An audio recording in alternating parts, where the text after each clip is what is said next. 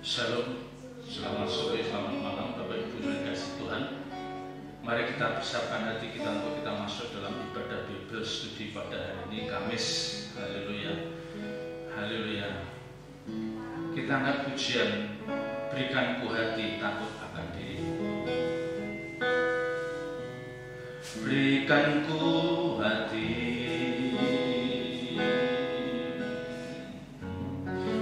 takut akan dirimu,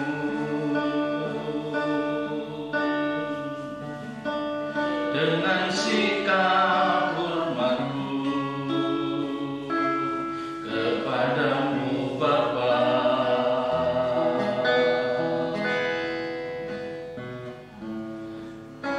Agar ku bisa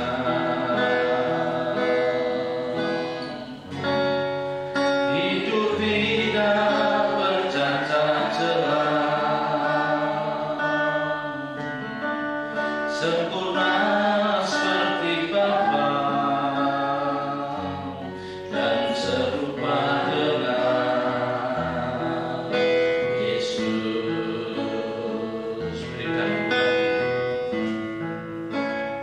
Berikan ku hati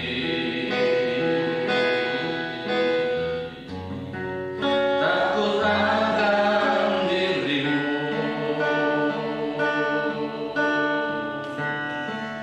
dengan sikap hormatku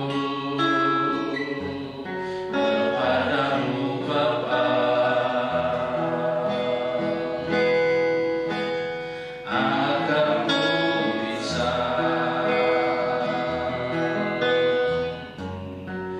hidup tidak bercacat celah, sempurna seperti Bapa dan serupa dengan Yesus. Sekali lagi katakan, berikan hati. Berikan ku hati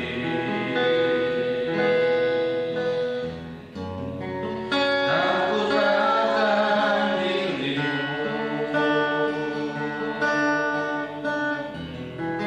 dengan sikap hormatku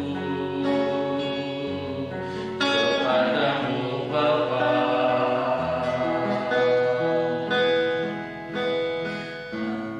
Agar ku bisa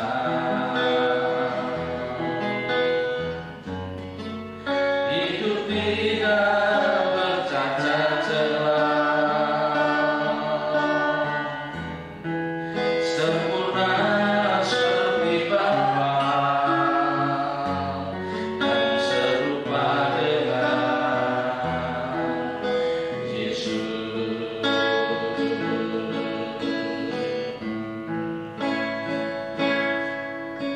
Kau ciptakan aku untuk kemuliaan-Mu, menjadi kesukaan Bapa. Tiada lagi yang kuingini, hanya pulang ke rumah Bapa. Persiapkan aku di sisa hariku, berjalan di hadapan-Mu. Kau ciptakan aku untuk kemuliaan-Mu, menjadi kesukaan Bapa. Tiada lagi yang kuingini, hanya pulang ke rumah Bapa. Persiapkan aku di sisa hariku, berjalan di hadapan-Mu. Berikan ku hati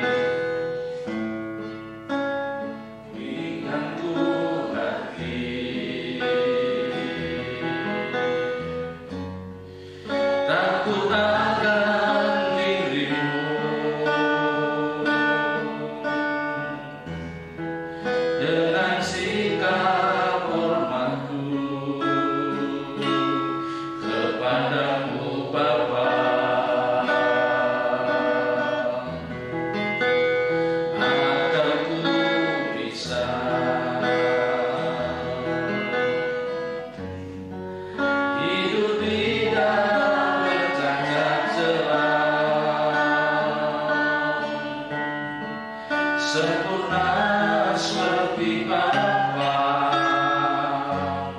dan serupa dengan Yesus. Berikan ku hati, berikan ku hati,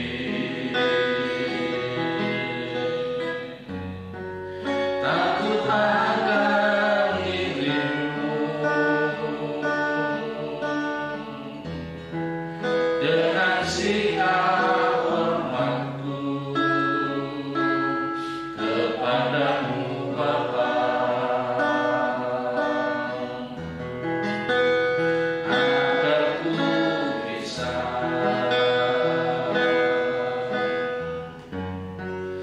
hidup tidak bercacat celah,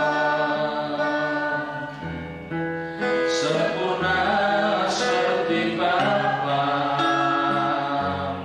dan serupa dengan Yesus. Kau ciptakan aku untuk kemuliaan-Mu, menjadi kesukaan Bapa. Tiada lagi yang kuingini, hanya pulang ke rumah Bapa.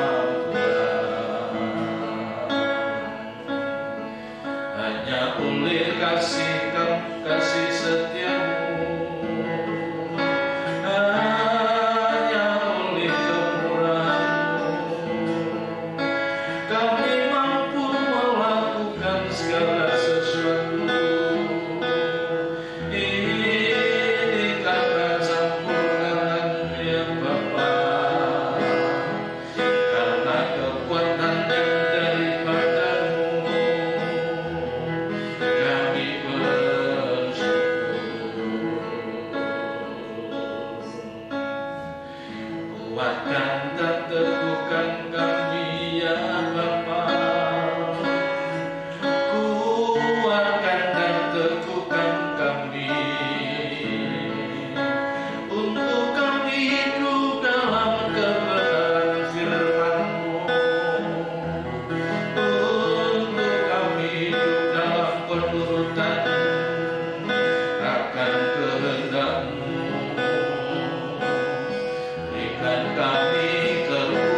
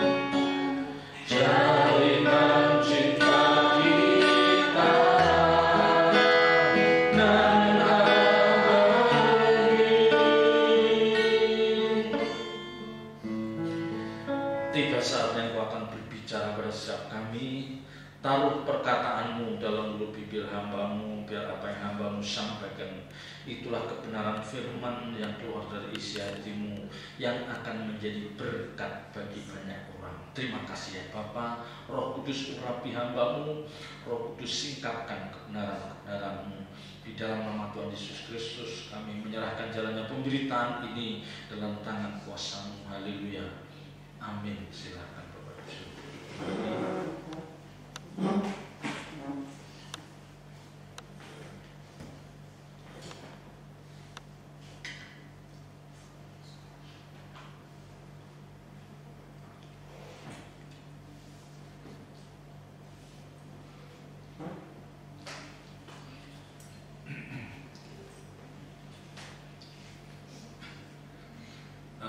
Bapak Ibu saudara kasih Tuhan, biasanya kalau sesuatu itu dianggap penting, ya, kalau sesuatu itu dianggap penting dan sangat krusial, seseorang akan menyampaikan, ya, atau menanyakan hal itu dengan ada penekanan atau kalau perlu diulang-ulang. Ya. Jadi kalau sesuatu itu dianggap penting atau yang sangat krusial, orang itu akan menyampaikan, dia akan memaparkan itu dengan ada penekanan-penekanan, dan itu biasanya dengan diulang, ya, supaya penerima berita ini menganggap, ya, diingatkan bahwa ini hal penting yang kamu tidak boleh lupa. Orang tua yang mendidik anaknya dengan benar, ya, orang tua yang mendidik anaknya dengan benar dan dia sangat merindukan anaknya menjadi anak yang sukses, dia akan selalu cerewet. Dia akan melakukan sesuatu yang dianggap penting itu berulang. Ya. Atasan kita di kantor, apalagi di lapangan, kalau itu menyangkut sesuatu yang penting dan ada hubungannya dengan keselamatan kerja, itu pasti disampaikan dengan ada penekanan-penekanan, ya, berulang-ulang supaya tidak terjadi kecelakaan, ya, supaya tidak terjadi masalah. Ya sama dengan kita memesankan pada anak kita. Ya, seringkali kalau dia ayo pulang cepet, nanti pulang cepet. Nanti kalau pulang ayo mandi berdoa. Ya udah ngomong, diulang lagi ayo berdoa. Ya, itu penting. Ya supaya anak-anak oh ternyata penting. Ya kita selalu nanya nilai dari anak-anak kita. Ditanya nilainya seberapa, dapat berapa. Ya diulang. Jadi anaknya teringat, oh ini pasti oleh orang tuaku dianggap hal yang penting. Ya. Jadi supaya orang yang bersangkutan itu memahami dan menganggap bahwa ini memang dianggap penting. Ya. Dan ketika orang memahami bahwa oh ini dianggap penting oleh orang tuaku, ini dianggap penting oleh atasanku, ya dia akan punya komitmen untuk selalu mengingat pesan itu. Dia selalu ingat pesan itu. Ya, maka ketika anak itu jauh dari kita di luar kota atau di luar negeri, dia akan terngiang-ngiang. Kalau udah selesai ini, mamaku pasti biasanya bilang, ayo mbak, ayo mas berdoa, ayo mas, ayo mbak baca Alkitab. Jadi nanti ketika dia jauh dari orang tua, dia akan ingat perkataan-perkataan mamanya, orang tuanya dia akan ingat. Ya, ayo jadi orang yang ngalah. Diulang lagi jadi orang yang ngalah.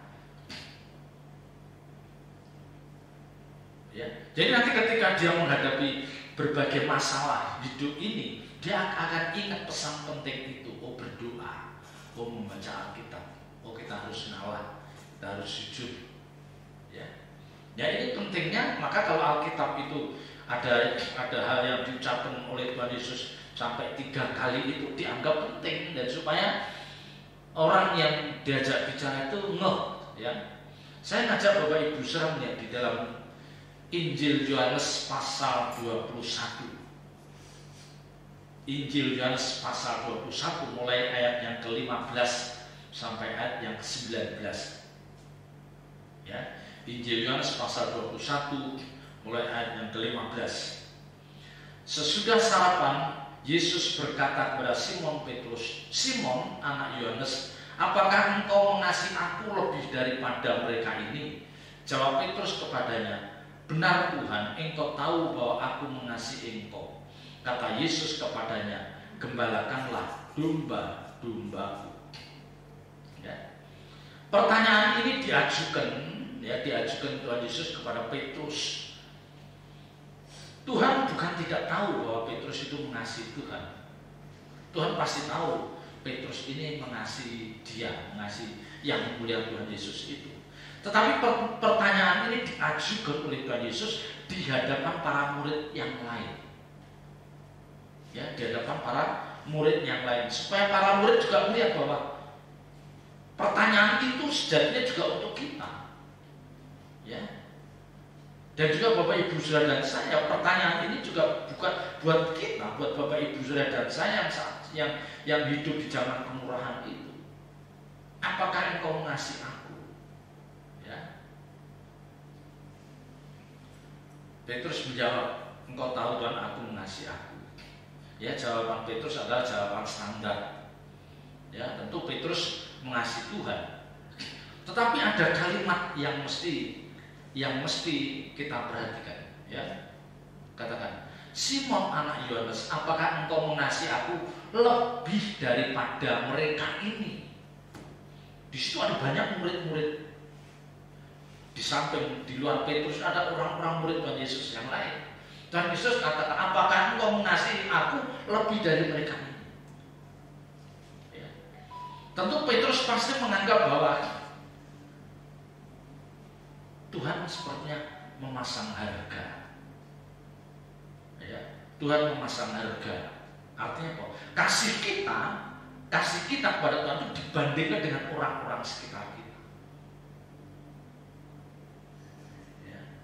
Jadi ada kalimat yang lebih daripada mereka ini. Tuhan mau mengatakan bahwa kamu harus mengasihi aku, tetapi Tuhan di balik kalimat itu Petrus harus menangkap bahwa Tuhan menginginkan supaya kasihmu terhadap aku itu lebih dari murid yang lain. Ya. Jadi Tuhan menuntut supaya kasihmu itu lebih berkualitas dibanding orang-orang ini. Ya. Kita akan melihat ada bos, ada atasan yang mempercayakan pekerjaan yang penting, tugas penting itu tidak pada semua orang, hanya pada 1 atau 2 orang. Dan itu diulang. Dan kadang-kadang itu di depan meeting. Tolong Pak ini Anda yang menghandle masalahnya. Dan orang yang hadir melihat betapa Bapak itu dapat kepercayaan lebih dari atasanku dibanding aku. Ya, pasti kan kalau kita kerja di kantor kan seringkali kita tidak mendapatkan tugas dari atasan kita itu yang disampaikan di depan teman-teman kita. Ya, dan itu tugas itu atasan menganggap aku menganggap kamu yang mampu melakukan itu. Ya, dan Tuhan juga melihat itu dan melihat Petrus. Aku melihat bahwa kamu yang mampu melakukan apa yang ada di dalam benakku yang harus kamu lakukan. Aku melihat bahwa orang lain itu tidak mampu. Ya. Jadi di sini Bapak Ibu pesan yang menjadi berharga bagi Bapak Ibu Saudara dan saya adalah ketika Bapak Ibu Saudara ya, mengasihi Tuhan, ya, mengasihi Tuhan itu Tuhan pasti menuntut lebih. Jangan kita mengasihi Tuhan seperti kebanyakan orang. Mereka mengasihi Tuhan dengan hanya cukup ke gereja, bawa persembahan, ikut aktivitas. Pasti Tuhan lebih. Karena pada dasarnya Tuhan akan melihat orang-orang mana yang pantas dipercayakan untuk pekerjaan Tuhan yang lebih besar. Ya, Tuhan melihat bahwa Petrus ini yang mampu, tapi Tuhan makanya Tuhan sampaikan di depan banyak orang. Ya, biar bisa jadi bahwa orang-orang itu akan menjadi saksi. Ini ya, Tuhan mengatakan ini kepada Petrus, yang murid-murid yang lain pasti menyaksikan bahwa memang Petrus didelegasikan tugas yang dari Tuhan. Sama Bapak Ibu, ketika Bapak Ibu sudah bekerja ingat, ketika saudara nanti bekerja di satu perusahaan, ketika saudara diberikan beban yang lebih berat, itu jangan mengeluh. Ya, itu kita harus berpikiran positif bahwa atasan kita menganggap bahwa kita yang mampu melakukan ini. Orang lain dianggap tidak sebaik kita. Ya. Dan ada orang itu kalau dikasih kepercayaan atasan itu kan ada yang merasa gimana gitu. Tapi kalau mestinya anak yang benar tuh dia kalau kasih kepercayaan itu justru dia harus menilai dari sisi positifnya. Ya, dari sisi positifnya bahwa aku dianggap lebih mampu dari yang lain. Coba saudara membayangkan kalau saudara kerja di dalam kantor itu terus saudara tidak pernah diberikan tugas oleh atas. Coba bayangkan, ngerti nggak? Ya. Atasan itu akan mengatakan begini dalam hatinya, lu ada syukur, kagak ada nggak gua cari. Ngerti? Jadi kamu ada ya syukurlah, tapi kamu nggak ada nggak gua cari. Makanya saya selalu memesankan pada anak-anak muda, apalagi yang swasta, buatlah kamu menjadi orang yang diperlukan di perusahaan itu, dan sampai perusahaan itu kalau bisa kamu buat tergantung pada kamu. Ngerti? Jadi perusahaan itu bergantung hanya pada kamu, seolah kamu memonopoli tugas itu, dan itu bagus. Ya, jadi nanti ketika saudara kelihatannya ogah-ogahan terus cuti sehari 2 hari, dia bingung, jangan-jangan anak ini melamar kerja di tempat lain. Ngerti? Jadi jangan ngelamar kerja, dia pernah panggil, nanti kenapa kamu ngelamar kerja di tempat lain misalnya, atau dia dengar dari orang lain dia melamar kerja di tempat lain, dia akan naikin gajinya. Kalau di swasta kan suka-suka aja naikin gajinya. Ya. Kalau kayak negeri kan nggak bisa, kalau swasta kan suka-suka atasannya, apalagi kalau itu owner. Nah disinilah Bapak Ibu Saudara, mestinya orang percaya itu bisa menangkap yang ini kita pandang dari kacamata positif. Kan ada orang kan disuruh bos, aku merasa salah kamu. Ya tetapi memang kita lihat tugas yang didelegasikan ke kita itu bernilai enggak. Kalau hanya tugas ecek-ecek aja ya mungkin kita bisa, tapi kalau itu tugas kita rasakan itu bernilai, itu kesempatan. Ya, dan saya anjurkan supaya anak muda itu kalau kerja dibuat supaya perusahaannya itu tergantung pada orang itu. Sampai nanti ketika Anda cuti, Anda dilarang, jangan cuti. Ya, paling tidak tidak mudah cuti. Itu menunjukkan bahwa Anda jadi orang penting di perusahaan itu. Ya, Anda orang penting di perusahaan itu. Lah anak muda harus punya konsep berpikir seperti ini. Karena apa? Kita itu bersaing di marketplace masalah pekerjaan itu dengan banyak orang. Orang yang ngantri cari pekerjaan itu banyak. Ya, jadi kita harus benar-benar profesional, kita tunjukkan prestasi kita. Ya. Jadi pasti Petrus menangkap bahwa Tuhan mempercayakan aku. Ya. Ayat 16. Kata Yesus pula kepadanya untuk kedua kalinya, Simon anak Yohanes, apakah engkau mengasihi aku? Jawab Petrus kepadanya, benar Tuhan, engkau tahu bahwa aku mengasihi engkau. Kata Yesus kepadanya, gembalakanlah domba-dombaku. Nah, kalimat yang mengatakan gembalakanlah domba-dombaku itu jangan dibayangkan kita bawa domba itu kemana saja. Enggak. Ya, domba di sini tentu ini berbicara tentang jemaat, tentang manusia, ya, tentang orang, ya, orang percaya yang dipercayakan pada Petrus itu. Nah, gembalakan domba-dombaku itu dalam terjemahan bahasa Inggrisnya katakan feed my lamb, berikan makan. Ya, bukan gembalakan yang berikan makan. Ya, feed my lamb, berikan makan domba-dombaku. Ya, jadi tentu makan di sini, makanan bagi jemaat yang dipercayakan Tuhan pada Petrus itu, ini pasti berbicara tentang makanan jiwa, nutrisi jiwa. Itulah kebenaran firman. Pasti fokus Tuhan ke sana. Pasti bukan sesuatu yang jasmani. Ya, saya seringkali mendengar pendeta membacakan ayat ini, gembalakan domba-domba itu seperti hanya ya udah gembalakan, pokoknya kita ngeriung sama-sama, fellowship sama-sama. Dia lupa bahwa menggembalakan itu feed my life itu memberikan makanan buat nutrisi jiwa. Jadi hamba Tuhan itu harus benar-benar memikirkan kualitas dari kebenaran firman Tuhan yang akhirnya itu menjadi makanan jiwa yang itu nanti akan mewarnai jiwa jemaatnya.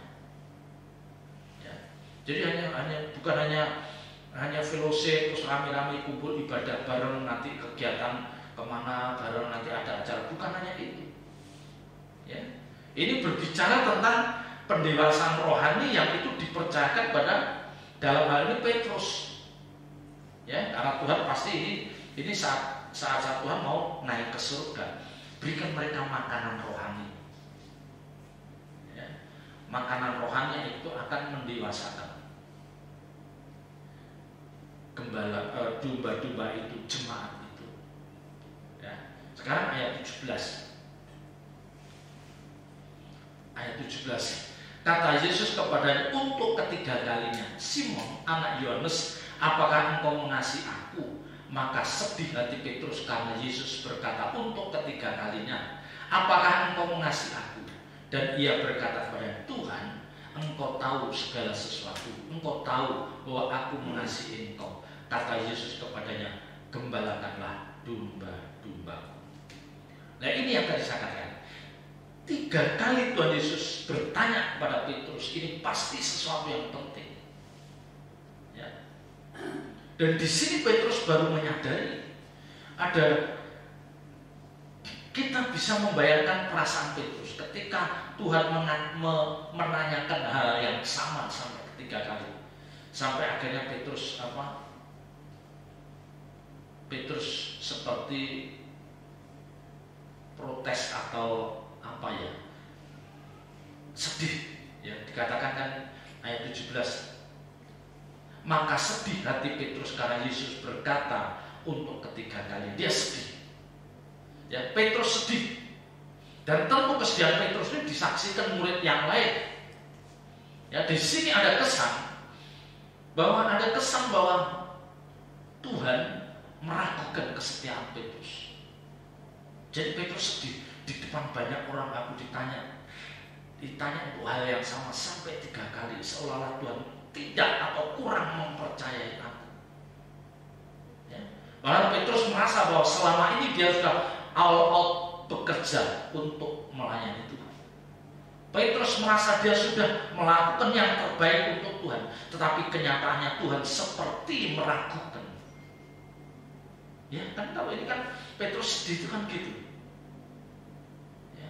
Sama kalau kita itu ditanya atasan kita, ditanya 3 hal, ditanya 3 kali untuk hal yang sama, itu kan kayaknya jadi kita mikir bahwa atasanku nggak percaya ya sama saya. Ya. Itu bisa berpikir seperti itu. Atasmu kok orang percaya? Atau gini, atau aku ada kesan tidak jujur ketika aku menjawab pertanyaan itu. Ya, makanya sedih juga kalau Bapak Ibu sudah ditanya hal yang sama oleh bos besar, ya 3 kali, itu kan kita pasti mikir apa yang salah ya dengan yang aku lakukan. Yang pertama pasti kita mengira bahwa kita kayak orang yang tidak bisa dipercayai. Ya, orang itu Petrus itu, atau kita kalau kita di posisi Petrus, kita merasa bahwa sepertinya saya tidak dipercaya oleh Tuhan. Sama dengan istri itu, kalau dikasih uang suaminya, terus suaminya merasa ngasihnya banyak, tapi ditanya masih ada Pak? Habis Pak. Nanti ditanya lagi, masih ada saya? Habis. 3 kali kan mikir, kenapa ya kalau ditanya terus nggak percaya nggak ya? Ngerti? Kadang-kadang sedih, ya, ada perasaan apa kurang percaya ya. Itu dari sisi Petrus, tetapi dari sisi Tuhan mungkin tidak begitu. Tuhan mau mengatakan bahwa ini hal yang penting, maka aku ulang berkali-kali supaya kamu benar-benar paham bahwa mengasihi itu penting bagi aku. Ya. Dari sisi Petrus dia sedih karena dia merasa diragukan. Kesetiaannya diragukan, kejujurannya ngomong itu sepertinya Tuhan meragukan, sepertinya Tuhan tidak mempercayai omongan Petrus. Tapi dari sisi Tuhan mungkin tidak berpikir seperti itu, tapi Tuhan berpikir bahwa ini hal yang penting, maka aku tanyakan padamu berulang-ulang. Seperti atasan tuh nanya bahwa kamu bisa nih, bener nih. Ya nanti karena atasan itu mau pergi keluar kota, nanti besoknya ini kamu bener nih bisa nih. Bisa tak operate ini, aku tinggal bisa. Sampai 3 kali. Ya, sama bawahannya itu merasa aku mau ada percaya. Tapi ingat, dari pihak atasan itu mengatakan kamu tidak boleh salah dan tidak boleh meleset karena ini berbahaya. Ya, jadi kita harus memandang dari segi positifnya. Ya. Karena Tuhan mengatakan kalau kamu mengasihi aku, dibalik pertanyaanku tentang mengasihi, kamu tahu bahwa kalau kamu benar-benar mengasihi aku, suatu saat nanti kamu akan diberadakan dengan sesuatu yang sangat berat dan kamu ditantang, kamu diuji untuk kamu harus membuktikan bahwa kamu memang benar mengasihi aku. Ngerti? Ya. Jadi Tuhan mau mengatakan suatu saat nanti karena keadaannya begitu sulit, kamu jangan hanya ngomong di mulutnya kamu mengasihi aku, tapi nanti ketika keadaan yang sulit itu menerpa kamu, keadaan yang susah itu kamu alami, kamu harus bisa membuktikan bahwa kamu benar-benar mengasihi aku dan kamu tidak boleh berkhianat. Iya dong. Ya. Sama dengan atasan yang meninggalkan tugas kepada bawahannya ketika atasan itu mau pergi keluar kota atau keluar negeri dalam jangka waktu yang lama, ditanya kamu benar-benar menguasai nggak proses ini? Ya, karena nanti ketika aku sudah di luar negeri ternyata kamu nggak menguasai, kamu nggak bisa apa-apa karena aku tidak bisa hadir untuk menyelesaikan proses ini dalam sehari 2 hari. Ya, karena aku di luar negeri, misalnya begitu. Ya, jadi pesan penting itu untuk memagari supaya ini hal penting, supaya kamu tidak main-main dalam menjawab hal ini. Ya. Petrus mengatakan Tuhan engkau tahu segala sesuatu. Di sini ketika Petrus mengatakan Tuhan, engkau tahu segala sesuatu. Di sini Petrus mau mengatakan bahwa sejatinya engkau tuh tahu Tuhan isi hati. Ngerti? Ya, Petrus mengatakan, Tuhan, engkau tahu segala sesuatu. Di sini Petrus sejatinya mau ngomong gini, Tuhan, engkau tuh tahu isi hati saya itu, engkau tahu, bukan nggak tahu. Ya. Tapi mengapa Tuhan menanyakan sampai ketiga kali? Ya. Jadi sepertinya Petrus juga ada nada protes. Masa Tuhan nggak tahu saya? Ya. Memang Tuhan Yesus tahu isi hati Petrus, bukan tidak tahu. Tapi di sini Tuhan Yesus mau mengatakan bahwa kalau kamu benar-benar mengasihi aku, ada harga yang harus kamu bayar di kemudian hari. Ada konsekuensi logis yang itu mungkin sangat berat yang kamu harus jalani.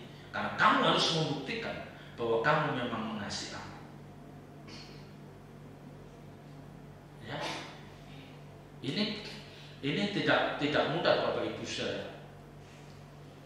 Ya, ini tidak mudah. Sama dengan waktu sepasang muda-mudi itu diberkati dalam pernikahan kudus. Ya, itu salah satu janjinya kan dia tetap setia pada pasangannya sekalipun sakit atau sehat atau sakit. Ya, baik ketika dia sukacita atau menderita. Itu kan janji kedua pasangan itu, dia tetap setia sekalipun pasangannya itu mungkin tidak sehat atau sedang sakit berat atau sakit parah, dia tetap mencintai. Atau ketika pasangan hidupnya itu menjadi tidak punya power, ya, artinya dia tidak bisa memberikan nafkah yang cukup, dia harus tetap mengasihi itu. Ya, makanya hamba Tuhannya harus memulaikan dianggap hal penting. Ya. Maka ketika nanti suatu saat pasangan hidup itu menghadapi masalah, dia ingat janji nikahnya. Aku harus mencintai pasangan hidupku sekalipun dalam keadaan suka atau duka. Ya. Dan Tuhan Yesus juga berharap hal ini akan dilihat oleh murid-murid yang ada di situ. Ya, ini Tuhan Yesus menginginkan supaya hal ini juga dilihat, didengar oleh murid-murid yang lain. Ya, bahwa mengasihi Tuhan itu tidak mudah. Tidak mudah. Karena suatu saat orang ini, Petrus ini, juga kita, juga Bapak Ibu Saudara dan saya itu harus bisa membuktikan kasih kita kepada Tuhan. Harus bisa membuktikan. Ya, jadi kenapa hal ini penting? Karena memang untuk mengasihi Tuhan itu ada harga yang harus dibayar, dan kenyataannya kalau kita perhatikan kehidupan murid-murid Tuhan, ya, rasul-rasul yang hebat itu hampir atau bukan hampir semuanya menjalani hidup yang tidak normal. Menjalani hidup yang tidak normal, matinya pun tidak normal, ya, termasuk Petrus itu. Dia matinya disalib dengan kepala di bawah karena dia merasa tidak layak aku disalib seperti Tuhan. Ya, ini jadi ketika kita berani mengatakan aku mengasihi engkau, ya tentu kan Alkitab katakan kasihlah Tuhan Allahmu dengan segenap hatimu, dengan segenap jiwamu dan segenap akal budi. Ya, dengan segenap hati berbicara bahwa kita harus fokus pada apa? Mengabdi pada satu Tuhan. Ya, kita tidak bisa mengabdi pada dua Tuhan. Kita mengabdi pada hanya Tuhan Yesus, toh tidak lebih dari itu. Ya, mengasihi dengan segenap hati, dengan segenap jiwa. Artinya apa? Kalau toh kita harus menderita, kalau toh kita harus kehilangan nyawa, tidak masalah. Ya, jadi kalau mengasihi dengan segenap hati itu berbicara bahwa kita tidak boleh memiliki dua Tuhan. Ya, jangan sementara kita ke gereja, kita menjadi pelayan Tuhan, menjadi orang yang dipercayakan untuk melayani di mimbar, tapi sementara kita juga pergi ke orang pintar. Ya, itu bukan mengasihi dengan segenap hati. Ya, kita masih cari orang yang mungkin bisa menolong kita. dengan segenap jiwa itu berbicara. Kalau toh memang Tuhan kehendaki aku tidak nyaman, ya, hidupku tidak nyaman, tapi itu memang Tuhan kehendaki, aku rela, ya, dengan segenap jiwa. Bahkan ketika aku harus kehilangan nyawa pun, kayak Paulus, Petrus itu kan kehilangan nyawa, mereka tidak mau, ya, mereka tidak mau meninggalkan Tuhan. Dia siap dan segenap akal budi. Artinya apa? Kita mengasihi Tuhan dengan memaksimalkan logika kita. Jadi jangan kita pergi ke gereja tapi logika kita, nalar kita tidak jalan. Dan ini yang paling sering saya lihat, ya, yang sering saya saksikan. Kemarin saya menyaksikan satu ibadah di online. Saya ikutin firman-Nya dari awal sampai terakhir. Saya tidak boleh mengecam dia, cuma dia prihatin. Selesai firman itu terus pada datang ke altar. Sudah saya mikir ngapain ya ke altar tadi? Karena dari yang disampaikan itu nggak ada alasan untuk kita datang ke altar itu. Saya tidak mengatakan itu salah, tetapi kalau itu Roh Kudus menjamah bisa. Ya, dan ketika firman itu disampaikan benar-benar Roh Kudus bekerja, karena firman itu fokus untuk orang-orang yang mungkin menghadapi masalah itu bisa. Tetapi saya mengikuti dari awal. Kenapa orang ini begitu? Ya, ini yang saya katakan tidak memaksimalkan logikanya. Ya, itu hanya apa? Sugesti. Nah, ini sugesti seperti ini yang dipelihara. Nanti selesai itu hidupnya tetap berantakan. Dia tetap tidak bisa mengatasi persoalan hidup. Karena persoalan hidup tidak selesai ketika kita maju ke depan altar. Tidak selesai. Masalah hidup akan selesai ketika kita duduk di kaki Tuhan dan mendengar firman Tuhan, memahami kebenaran yang murni sampai jumlah tertentu, sampai pada kuantitas tertentu kita dimerdekakan. Dan Alkitab ngomong, ya, dimerdekakan oleh firman, dan kebenaran itu memerdekakan. Ya, memang kebenaran itu memerdekakan. Artinya apa? Ketika kita mengerti kebenaran, kita sudah tidak dibelenggu oleh keinginan apapun. Mau punya boleh, nggak punya nggak masalah. Mau sakitnya sembuh, nggak sembuh, Tuhan panggil juga nggak masalah. Merdeka, ya. Aku sudah baik pada orang itu mau berdamai dengan aku, puji Tuhan, enggak masalah. Ya, aku sudah membesarkan anak dengan banting tulang, aku sudah membesarkan anak dengan sangat sungguh-sungguh. Anakku bisa membalas kebaikanku, syukur. Tidak bisa membalas, syukur juga. Ngapain? Ya, merdeka. Dia ngerti kebenaran merdeka, jadi tidak ada yang membebani. Dia hanya katakan bahwa aku sudah siap untuk pulang ke rumah Bapak. Udah itu aja. Capek kalau kita mengharapkan kebaikan, bahkan terhadap pasangan hidup atau anak kita pun capek kita. Ngapain kita? Ya. Jadi sesuatu yang penting yang Tuhan katakan, engkau mengasihi aku. Nah, Bapak Ibu Saudara, ini juga yang diingatkan pada kita. Kalau Bapak Ibu Saudara mengasihi Tuhan, ya, kalau kita mengasihi Tuhan, kita harus bisa melakukan apa yang Tuhan inginkan. Kita harus melakukan apa yang membuat Tuhan senang. Saya ajak Bapak Ibu Saudara membaca Injil Yohanes pasal 14.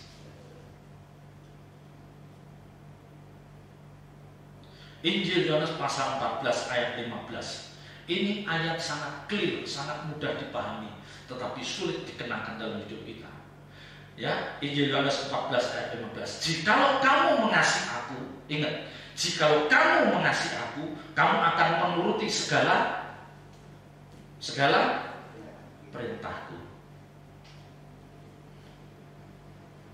Ya. Kalau kamu mengasihi aku, kamu akan menuruti segala perintahku. Jadi makanya di depan saya katakan, ketika orang itu mengasihi Tuhan, ada harga yang harus dibayar. dan dia harus tahu bahwa itu tidak mudah. Ya. Kita itu kan sering, aku mengasihi Tuhan, tapi kalau kita lihat Injil Yohanes 14 ayat 15, kan kita jadi ciut. Ya. Aku mengasihi Tuhan, kamu melakukan perintah Tuhan kan? Yang pertama, yang paling gampang dan tidak perlu modal, mengampuni, tidak dendam, melupakan kesalahan orang lain. Itu tidak perlu modal, tapi kita sulit. Iya kan? Itu kan pasti perintah Tuhan yang terakhir. Hendaklah kamu saling mengasihi. Ya. Jadi maka kita baru memahami kenapa Tuhan sampai tanya 3 kali pada Petrus tentang mengasihi. Karena memang mengasihi itu ada harganya. Mengasihi itu ada konsekuensi logis yang harus kita kerjakan. Ketika kita mengatakan aku mengasihi engkau, berarti kita juga harus mengatakan aku akan melakukan apa yang engkau inginkan.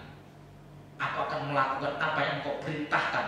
Dan perintah yang pertama yang tidak mungkin kita lupa itu mengampuni orang.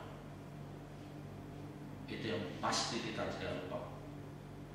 Ya, mendoakan musuhnya, memberkati orang itu kita tidak boleh lupa. Ya, itu kita tidak boleh lupa. Ya, merupakan kesalahan orang lain itu, dan ini Bapak Ibu saya yang menjadi berat itu di sini. Ya. Dan ayat 18. Aku berkata kepadamu, sesungguhnya ketika engkau masih muda, engkau mengikat pinggangmu sendiri dan engkau berjalan kemana saja kau kehendaki. Tetapi jika engkau sudah menjadi tua, engkau akan mengulurkan tanganmu dan orang lain akan mengikat engkau dan membawa engkau ke tempat yang tidak engkau kehendaki. Ya, ini kan berbicara ketika orang percaya itu mengatakan mengasihi, tapi sementara dia masih punya kekuatan fisiknya masih kuat, duitnya masih banyak, dia masih punya kedudukan, punya jabatan, punya kuasa, ya, dia dikelilingi orang-orang hebat, ya, dia bisa melakukan apapun,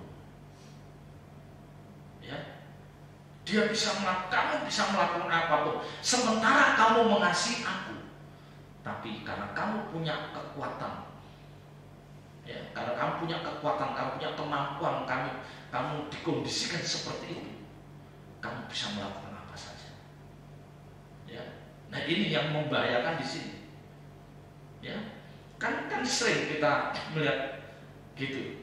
Ya, wah dia pelayan Tuhan, duitnya banyak, jadi leader di sini. Wah, pelayan Tuhan, tapi duitnya banyak, punya kedudukan. Coba, bisa nggak dia rendah hati? Bisa nggak dia memperlakukan supirnya dengan bermartabat? Bisa nggak dia memperlakukan asisten rumah tangganya dengan manis, dengan indah? Bisa nggak? Jarang. Ya, karena kekuasaan itu mendorong kita untuk apa? Sewenang-wenang. Kekuasaan, kedudukan, jabatan itu yang membuat kita itu seringkali apa? Mudah tersinggung. Ya, akhir-akhir ini kan suka ngikutin di media sosial itu, ya, banyak berita sih orang yang dulu hebat sekarang banyak dikecam. Ada satu orang yang berkomentar, ketika orang itu sudah punya kekuasaan jabatan tinggi, dia akan lebih mudah tersinggung. Dulu dia belum jadi apa-apa, nggak mudah tersinggung. Nah ini yang kita itu begitu, kita juga begitu. Ketika duit kita nggak punya apa-apa, kan kita kalah, nggak mudah tersinggung, ya bisa coba nanti duitnya banyak gitu, tersinggung pasti kita, ya, tersinggung. Sama dengan yang dikatakan Tuhan, ketika kau bisa melakukan apa saja, kemana saja kamu bisa, tapi ingat semua itu ada batas waktunya.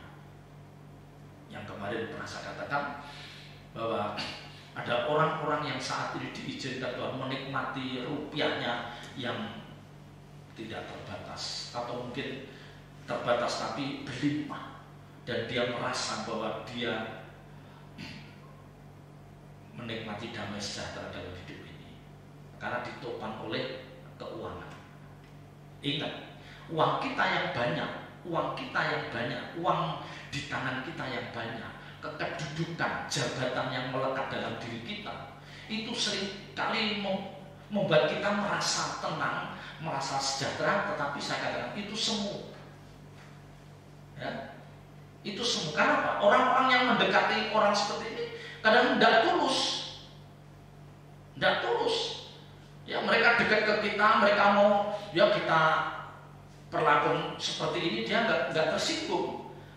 Ya, karena mereka status sosialnya jauh di bawah kita. Dia tidak tersinggung. Ya, dan kita merasa nyaman. Ya, karena dengan omongan kita, dengan tindakan kita, orang bisa menerima kita, nggak ada yang tersakiti. Tapi ingat, ya, ketika kita sudah mulai drop, tidak punya kekuasaan, tidak punya jabatan, tidak punya uang, orang yang dulu kita gituin, sekarang kita gituin, nggak bisa. Dia kebalikannya, dia ekonominya makin tinggi, dia yang makin tersinggung. Ya.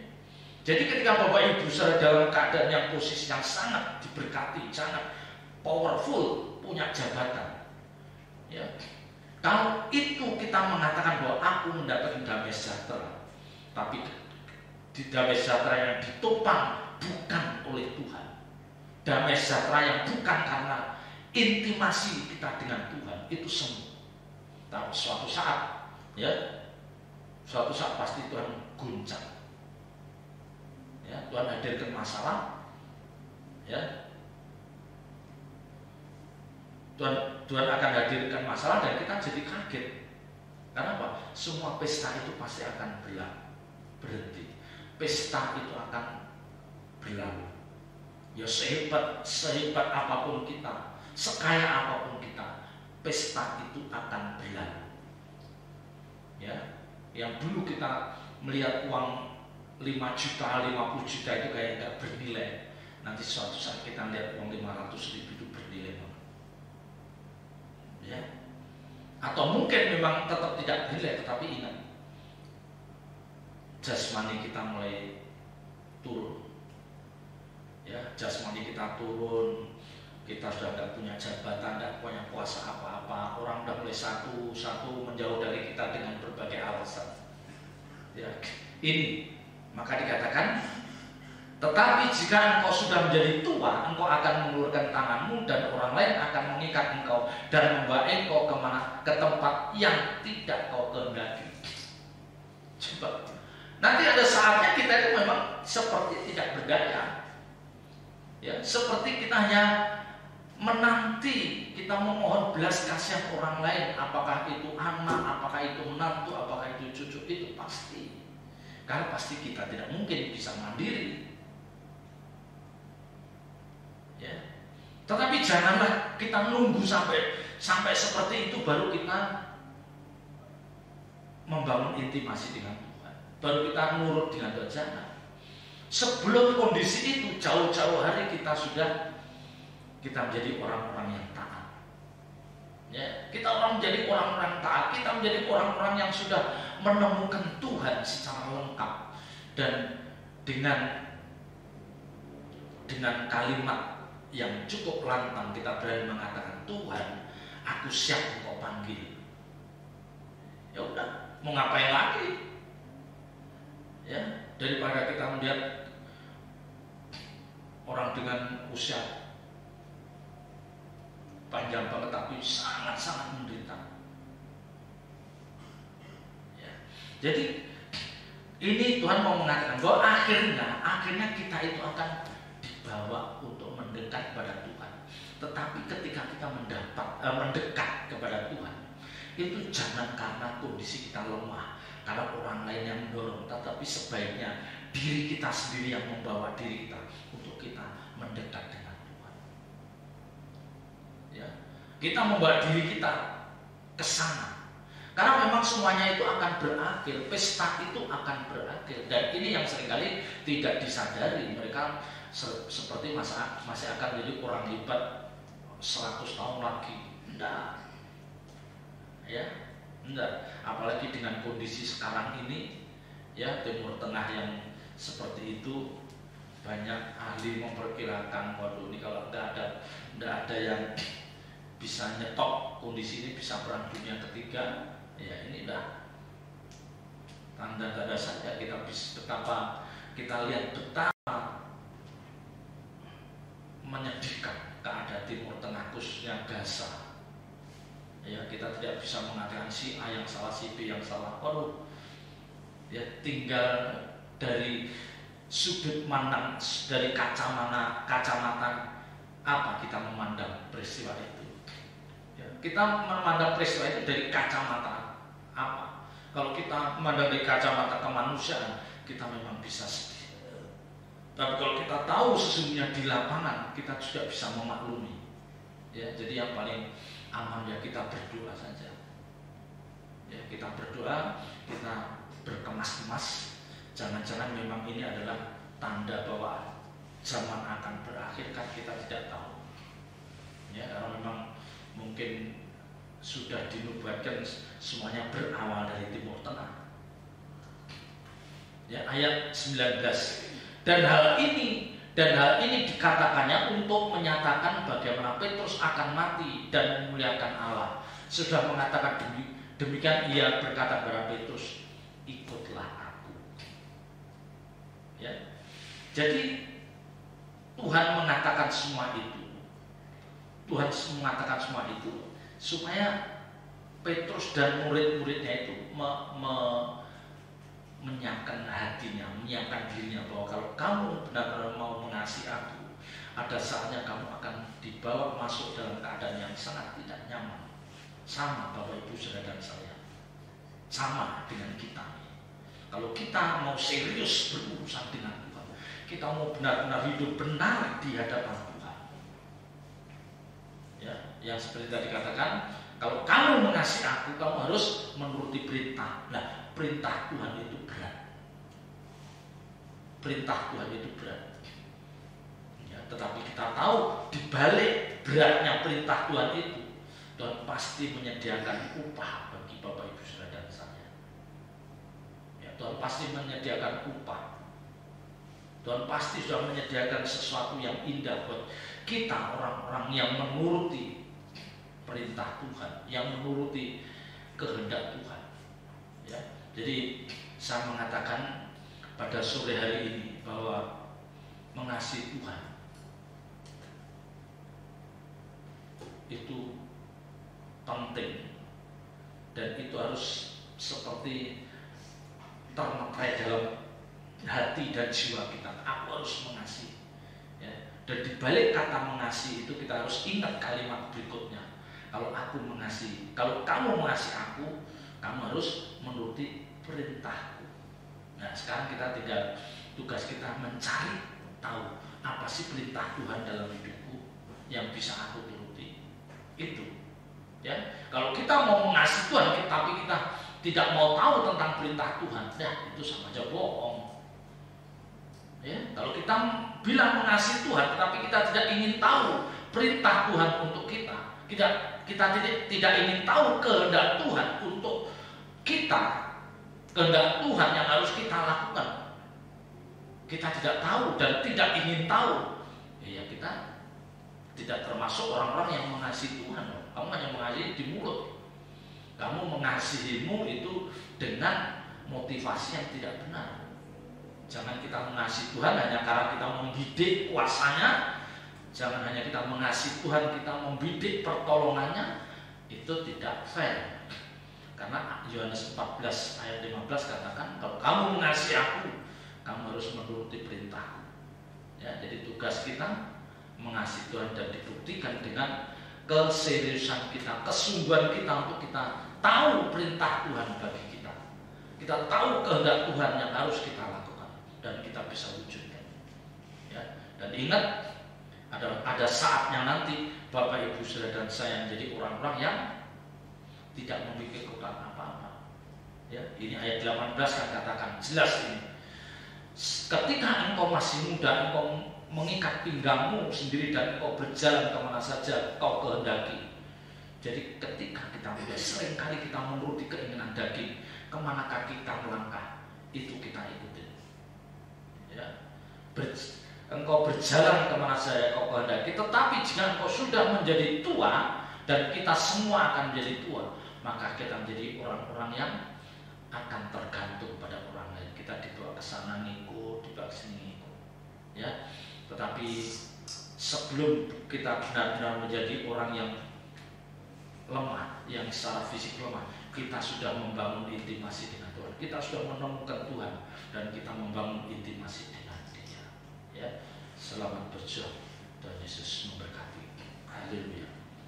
Haleluya. Kita angkat pujian. Bila ku hitung-hitung,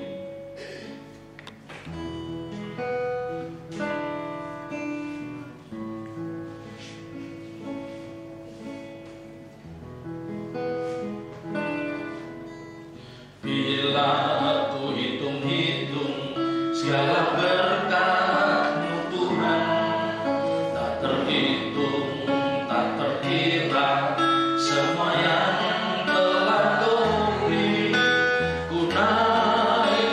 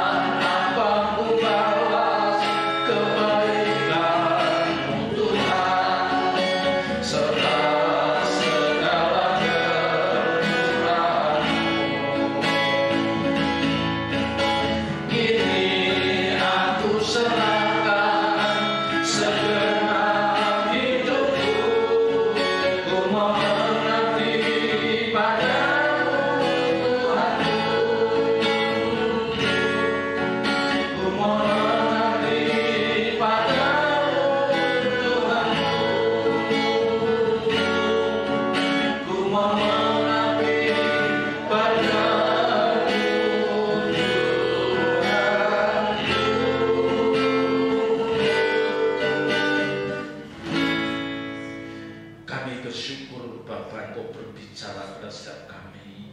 Kami diingatkan bahwa ketika kami mengatakan aku mengasihi Engkau, sesungguhnya ada harga yang harus kami bayar di balik ucapan itu Tuhan.